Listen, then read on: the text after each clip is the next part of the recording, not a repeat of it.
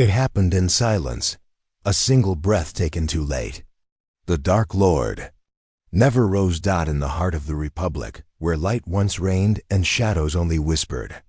A single twist of fate unraveled destiny itself. The man who was meant to become the galaxy's darkest emperor never lived to see his empire rise.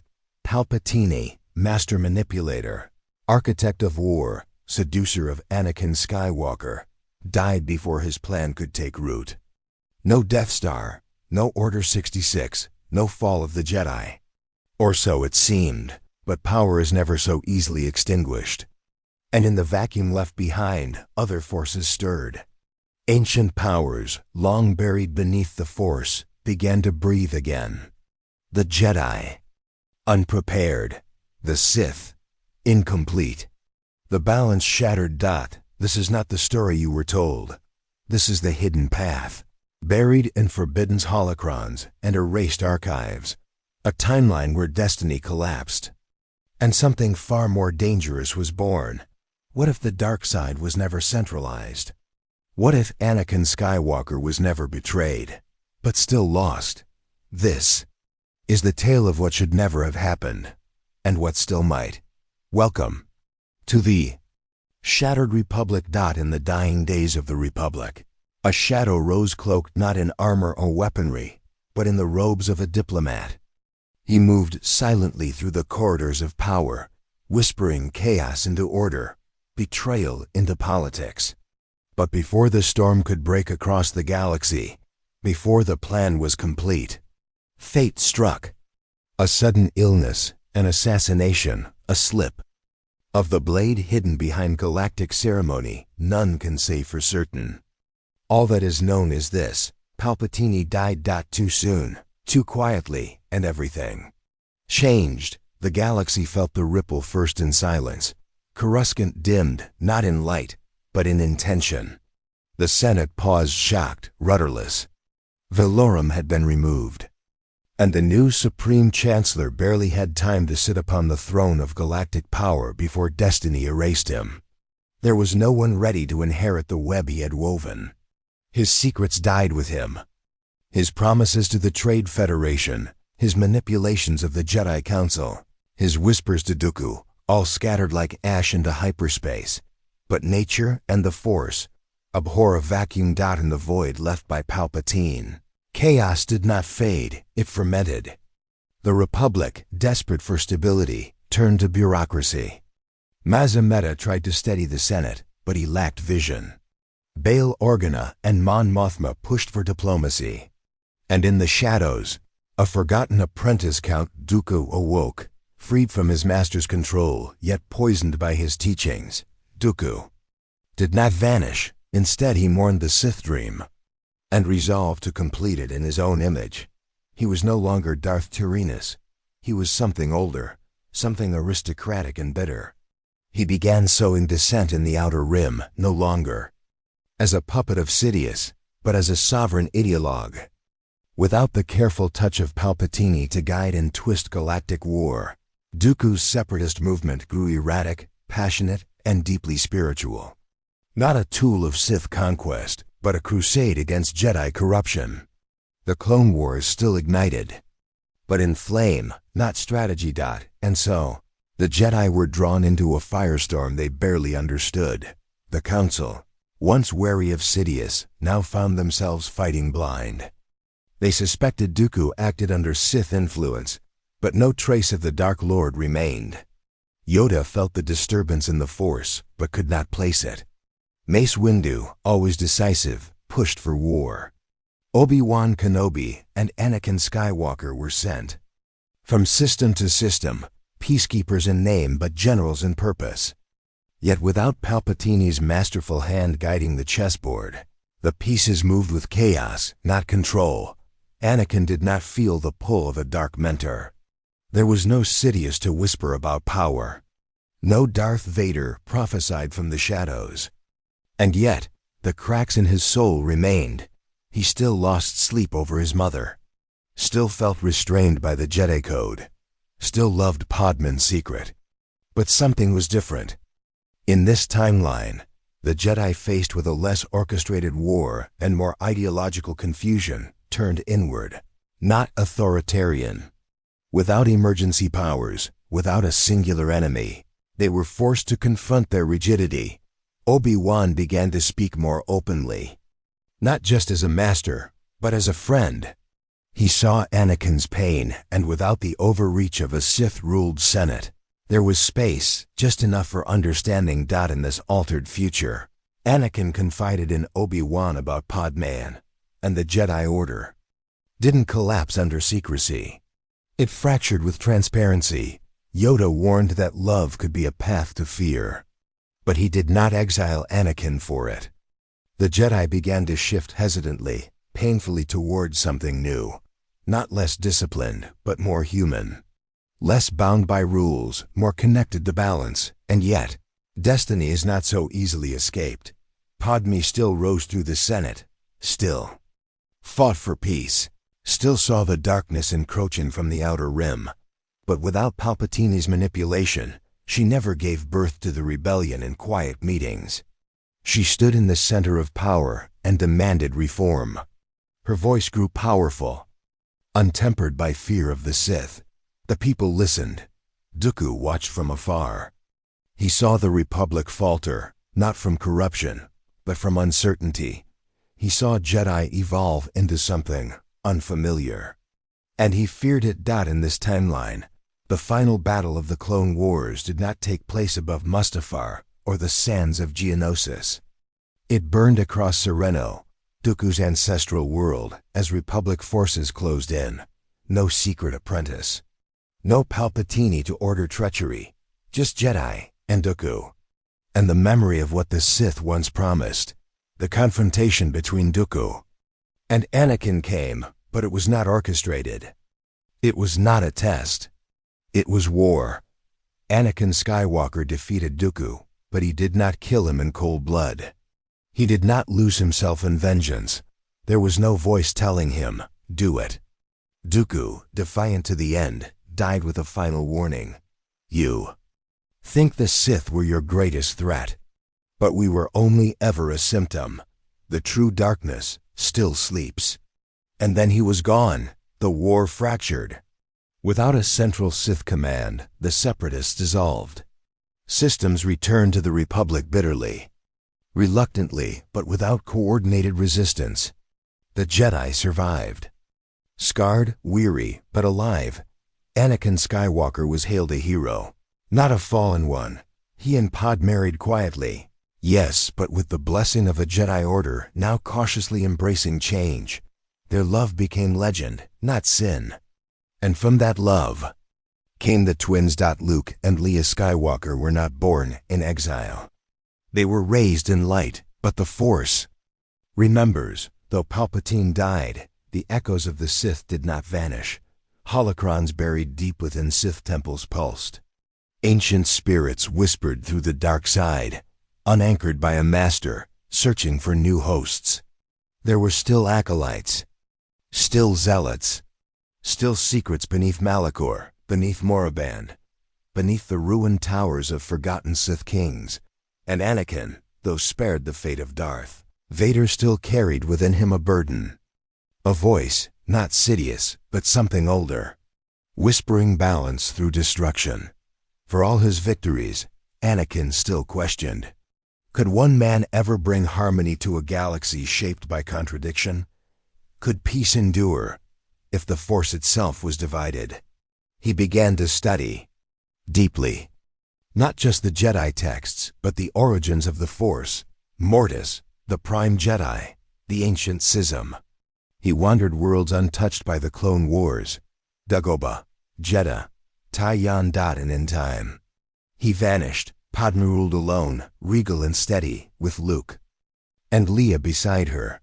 The Jedi, now led by Masters Kenobi and Windu, tried to walk a new path, not light, not dark, but luminous. And in the silence of a temple lost to history, Anakin Skywalker knelt before a shimmering flame, caught between ash and eternity. Not a Sith, not a Jedi, something forgotten. And born again, because Palpatine died too soon. Destiny unraveled dot in the Force. Rewrote itself. This is the timeline you were never meant to see. A galaxy where victory came not through domination, but redemption. A path buried by power data, a future denied. Yet somehow more true. This was the shattered Republic, and it was only the beginning. The galaxy trembled, but no one knew why. On a cool evening over Galactic City, the skies of Coruscant remained still, unaware of the fracture about to split the fabric of galactic destiny. Inside the Senate Rotunda, the newly appointed Chancellor Chief Palpatine of Naboo stood behind the great pulpit, addressing the Republic with practiced calm. His voice, ever smooth, echoed through durasteel and marble chambers, speaking of unity, justice, and the promise of order.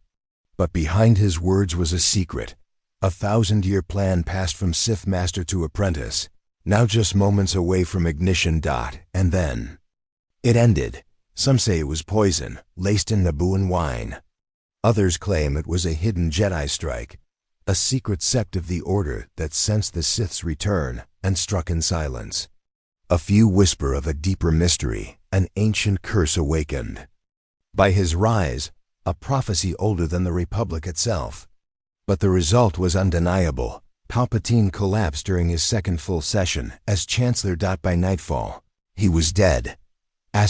No Sith lightning, no red blades, no Death Star, just silence. The galaxy froze. There was no obvious successor, no grand plan revealed. The Trade Federation remained emboldened, unpunished for their blockade of Naboo. The Jedi sensed something, an absence, a vanishing weight in the Force, but could not name it. The Senate scrambled for stability, like a ship whose captain had vanished mid-jump. And somewhere, in the darkness, the true Sith legacy began to rot, not with a bang, but with the death of a man too soon. Power, once concentrated in a single hand, now spilled like shattered kyber across the Senate floor. In the wake of Palpatine's death, the galaxy did not erupt, it unraveled. The Republic, already fragile, now stood leaderless in a time of rising unrest. Mazam Meta assumed emergency administrative duties, but he was no visionary, merely a steward clinging to a crumbling throne. Valarm's former allies whispered of reinstatement. Bail Organa, Mon Mothma, and a young sharp-voiced Padme Amidala stepped forward to stabilize diplomacy. Yet beneath the polished speeches and desperate unity, the great machine of the Republic began to seize, and in the void Dooku stirred. The Count of Sereno had already left the Jedi Order, disillusioned by their blind loyalty and decaying dogma. In the shadows he had become Darth Tyrannus, the apprentice of Sidious. But with Sidious gone, no holocron, no final instructions, no successor, Dooku was alone. Abandoned by his master, yet still aflame with purpose. He did not collapse into despair. He evolved. No longer a servant to the Sith grand plan, Dooku reshaped the vision in his own image. The Clone Wars would no longer serve as a Trojan horse for galactic dictatorship, but as a fire to purge what he saw as rot, Jedi hypocrisy, Republic greed. A galaxy bloated with compromise, the Confederacy of Independent Systems rose sooner, louder, and more ideologically. Dooku was not a puppet, but a prophet of a new order. One that rejected both Jedi and Sith, yet bled with the essence of both. And war-true, unscripted war crept closer, without Palpatine's guiding hand. The Clone Wars emerged not as a masterstroke of manipulation, but as a storm without a center. The Republic faltered under the weight of indecision, and the Jedi, no longer pawns in a secret Sith strategy, were forced to navigate a galaxy spiraling into chaos without a clear enemy. There was no Darth Sidious to puppet the Senate, no hidden hand to shape battles from both sides, only the void. And in that void, the Jedi began to crack. The Council believed Count Dooku had simply fallen too far, corrupted by some phantom darkness. But they could not prove the existence of a Sith Lord. They felt echoes in the Force disruptions, imbalances, but no source. And so they turned inward, Their trust in the Senate waned. Their confidence in the Force grew uncertain. The war forced them to become generals, not guardians. Yet without the subtle machinations of Palpatine, they found themselves in battles driven not by manipulation, but conviction. Jedi like Mace Windu believed action was the only path forward. But others, Obi-Wan Kenobi, Plo Koon Ki-Adi-Mundi, began to question whether the Jedi should be soldiers at all. Yoda meditated deeper than ever, seeking guidance through the ripples of fate. What he saw, he never revealed. But the shadows were growing colder. On the front lines, Anakin Skywalker led troops with unmatched brilliance and fire. He was a hero, a symbol, a prophecy yet fulfilled. And yet, there was no Sidious to guide his fall. No voice in the dark offering Forbidden's power. Only the aching loneliness of war. And love, unspoken, hidden, burning. In the absence of Palpatine, the war no longer bent Anakin Skywalker like a weapon, but it still bent him. His victories on the battlefield were legendary, yet his soul remained. At war with itself, he still dreamed of his mother, still felt the fire of loss and the weight of destiny pressing down on him, still loved Padme Amidala in secret, clinging to the one bond that made the galaxy bearable. But now, there was no one whispering in his ear, no Darth Sidious to stoke his fear, no promise of power to cheat death. Instead, there was silence, and in that silence, the cracks in the Jedi Order began to widen. Anakin confided in Obi-Wan. At first in pieces, then fully. Padme, the marriage, the visions. And Obi-Wan, once bound by rigid code, chose not to report him. He listened, not as a Jedi, as a brother. As a man who had watched the Order become something it was never meant to be. The Council, too, began to change. War had cost them much: trust, clarity, innocence. And now, with Anakin's growing fame and inner turmoil, they faced a choice: cast him out and fracture the Chosen One prophecy, or find a way forward. Beyond the rigid walls of tradition. For the first time in centuries, the Jedi debated change. Not expansion, not conquest, evolution. Anakin was brought before them, not as a defendant, but as a catalyst. And in that sacred chamber, where generations had passed judgment, the Order made a decision it had never made before. They chose compassion over control, curiosity over condemnation.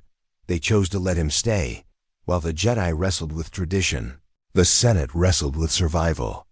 The war had become a quagmire, messy, ideological, lacking the ruthless efficiency of Palpatine's engineered conflict. Systems seceded not for profit, but for belief. Dooku's words echoed across the stars, that the Republic was broken, that the Jedi were arrogant, that sovereignty must be reclaimed. And though many saw through the rhetoric, others listened. Worlds like Raxus Sullust and Felucia turned from the core, embracing separatism not out of hatred, but desperation. Padme Amidala stood in the eye of the storm. Grief over Palpatine's death had passed. In its place, a deeper truth emerged. He had left a power vacuum, and in his absence, opportunists scrambled to fill it. But Padme, unshaken, did what few dared. She spoke not only of peace, but of transformation. No longer constrained by Sidious's manipulation, her voice rang with authentic power. She called out the military buildup, questioned the endless campaigns, demanded accountability from both Republic officers and Jedi leadership. The people listened, and as her bond with Anakin deepened in secret, her public influence grew. With Bail Organa and Mon Mothma at her side, she began forging a movement, not a rebellion, not yet, but something like it. A belief that peace was not weakness, that freedom could outlast fear.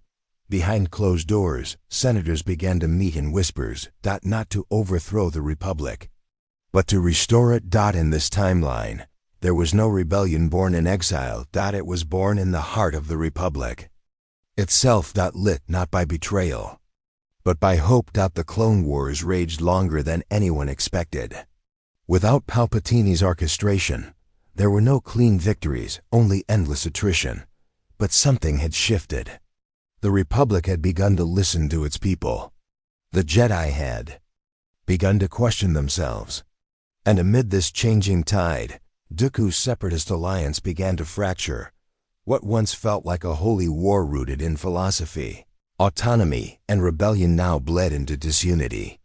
Without Sidious's guiding will, Dooku's message lost cohesion. Greedy warlords replaced idealistic leaders. Shadowy cults emerged, drawn to fragments of Sith teachings Dooku barely controlled. What was meant to be a structured rebellion became a maelstrom of ambition and disillusionment. And so, the Jedi Council saw their chance. They sent Anakin and Obi-Wan to Sereno, the cradle of Dooku's legacy. It was to be the final confrontation, not orchestrated as a test, but as a necessity. No Sith mind loomed behind the curtain. Only a war-weary Count who still believed he could reshape the galaxy through fire. The duel was brutal. No lightning, theatrics, no goading manipulation. Just raw skill, aged elegance versus rising fury. Anakin defeated Dooku, but unlike the tale we know, there was no do it. No whisper of hate. There was only choice, and Anakin chose restraint. Dooku lay dying, blooded but unbroken, and in his final breath, he whispered a truth not even the Jedi expected. We were never the storm, only the thunder before it. Then, the Count of Sereno died, not as a Sith, but as a ghost of a failed revolution. And the Clone Wars began to end. With Dooku gone and the Separatist command structure collapsing, the galaxy took its first breath of calm in years. Star systems, long engulfed in siege, began to surrender, not in defeat, but in exhaustion. The war had devoured lives, scorched worlds, and revealed the cracks in every institution. But from that ruin, something rare emerged, the chance to begin again. Pa Diem e Acute, now a central pillar in the Senate, led a sweeping initiative to restructure the Republic. No longer a voice crying in the dark, she became its light. Her reforms prioritized healing, demilitarization, negotiation, and representation for outer rim systems that had been silenced for decades. Her speeches were no longer pleas, they were declarations. And by her side, though never in the public eye, stood Anakin Skywalker. The Jedi Order, changed by war and shaken by near collapse, looked upon him with new eyes. He had defied tradition, yet brought peace. He had walked the edge of darkness, yet did not fall. He was still the chosen one, but perhaps the prophecy was never about destroying the Sith through vengeance, but guiding the Force into balance through change. Obi-Wan, now a master, began to teach differently, with understanding, with doubt, with grace. The Jedi temples, once monuments to restraint, began welcoming teachings once buried: visions, emotions, even attachments. Not indulgence, but awareness. Yoda watched all of it with ancient eyes and said only one thing: finally, we are beginning to see. In the center of it all, Anakin and Padme, their love no longer hidden, welcomed the birth of twins. Luke, Leia, born, not in hiding, but in hope. Peace had returned, but the Force was never still. Though Palpatine had died before his shadow fully fell, the echoes of his darkness remained. Across forgotten worlds, ancient temples stirred. Sith holocrons, long dormant, blinked to life.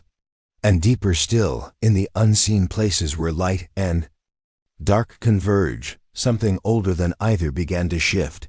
Anakin felt it. Despite victory, despite love, despite the twin stars that now guided his life, the Force called to him.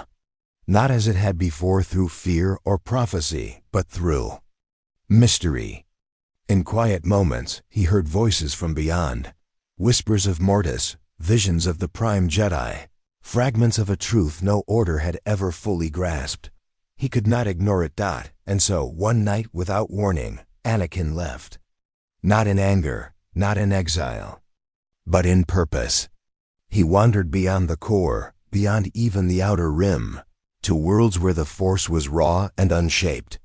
Dagobah, Jeddah, Zepho, Tython, places where ancient truths lived beneath stone and time. Obi-Wan knew. Pod knew, but they let him go. They understood now, balance was not an endpoint. It was a path. And Anakin Skywalker had only just begun to walk it. In the decades that followed, the Jedi became something new, not an army, not a council, but a way of life rooted in wisdom and change. The Republic endured, not as an empire, but as a fragile, luminous democracy. And Luke and Leia grew not in hiding, but in the open arms of a healed galaxy. But somewhere in the shadows of the unknown regions, Anakin stood before a mirror of starlight, watching time swirl and futures unfold. The Sith were broken, the Jedi transformed, but the Force was still in motion, because the death of Palpatine was never the end. It was the unseen beginning of a story too powerful to ever be told.